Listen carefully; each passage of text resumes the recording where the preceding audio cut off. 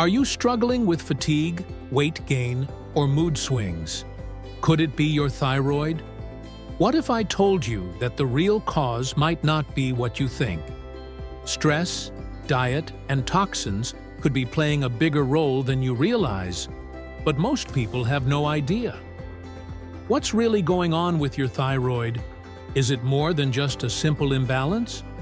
We're about to uncover the hidden causes of thyroid problems that no one talks about.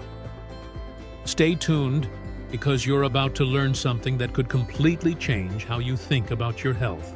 So in this video, we're going to talk about the thyroid gland. There are so many people that are walking around with a thyroid problem, but it's secondary to something else. In fact, when they take the thyroid medication, they don't really feel any better or they don't lose the weight. So the problem is associating what's really underneath the thyroid problem. You know, when you go to a doctor, they'll do a blood test and they may or may not find anything. They might not look deep enough, or even if they do find it, they'll put you on medication, but you don't always see changes. So let's talk about all the other possibilities of the actual cause of a thyroid problem. From my experience working with a lot of doctors in the field, most thyroid conditions are not primary. They're not just the primary thyroid problem unless you've been exposed to radiation. Now the thyroid is located in the base of the neck right here, about 2.5 inches wide, and the gland controls metabolism. If there's a problem with the thyroid and it's a low thyroid, nearly 100 enzymes inside your cells will be blocked. That's why you have problems with protein. You won't be able to absorb the proteins in the body to make hair, so your hair dries out. You start losing your hair. You get vertical ridges on your nails. You have loose skin right here and right here. You gain weight all over, not in any one location. You get cold feet. You have to wear socks to bed at night. You have problems with depression. You are tired despite how many hours of sleep that you get. Decreased libido. Digestive problems, constipation. You crave carbs, especially breads, pasta, cereal, crackers, biscuits, waffles, pancakes. Now, you could also have an adrenal body type and have similar symptoms, but what you've got to look at is what are the most associated characteristics with that body type, and then you would tend to, deal with that. Now, in no way am I diagnosing you or telling you to diagnose your own condition. That's my disclaimer, because you got to get with your doctor if you want to diagnose hypothyroidism.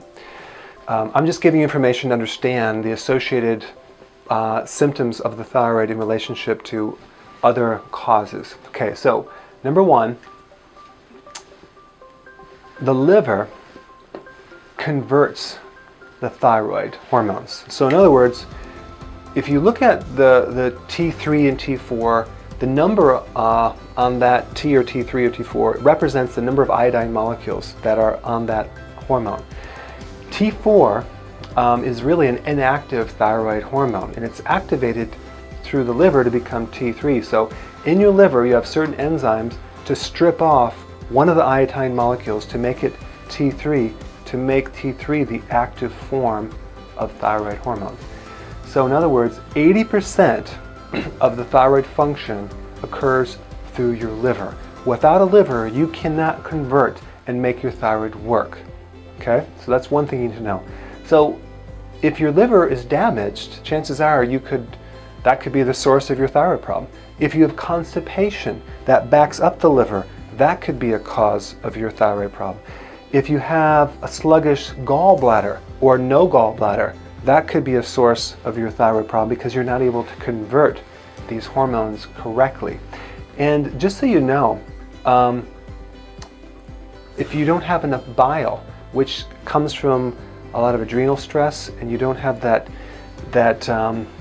substance called bile, which helps you break down fats, for one reason or another, you won't be able to concentrate the iodine to make this thyroid thing work too. So many times you might have a good liver, but just not enough bile production, and that alone could influence the thyroid.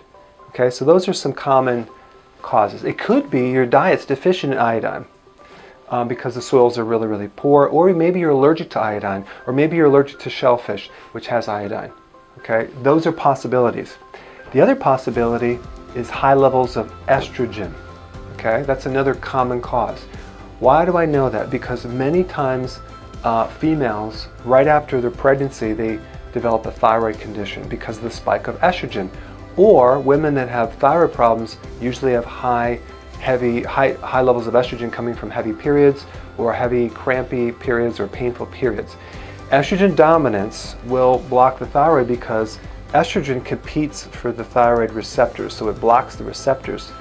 So too much estrogen can also be a source of a thyroid problem. Okay, so estrogen being the primary cause, the thyroid problem being the symptom of high estrogen. So these are all things you want to look at. Estrogen also can damage the liver and stop the conversion from T4 to T3.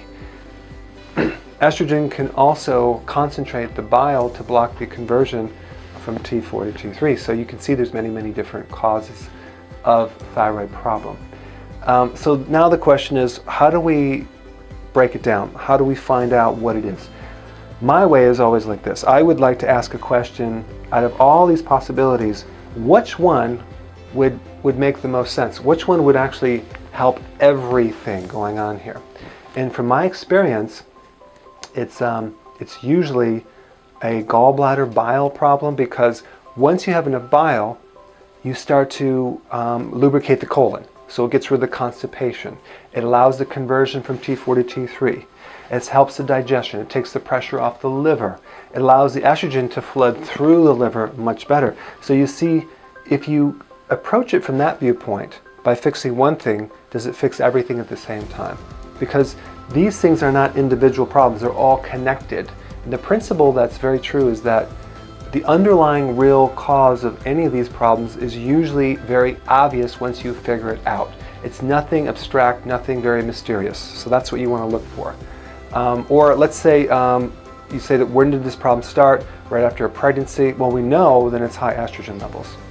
Okay, so anyway, that kind of gives you a deeper understanding of thyroid conditions and what maybe you should start looking at in helping yourself with the thyroid body type.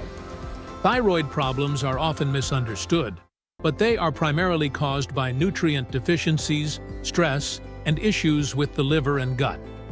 The thyroid relies heavily on iodine, selenium, and other vital nutrients, which can become depleted due to poor diet or chronic stress. Additionally, liver and gut health play a significant role in converting thyroid hormones into their active forms. To address these problems, focus on improving your diet with nutrient-dense, whole foods, reducing stress, and supporting your gut and liver with proper care. If you found this information helpful, consider supporting the channel by liking this video, subscribing, and sharing it with others who could benefit from understanding the real causes of thyroid problems. Your support helps spread this valuable knowledge to more people.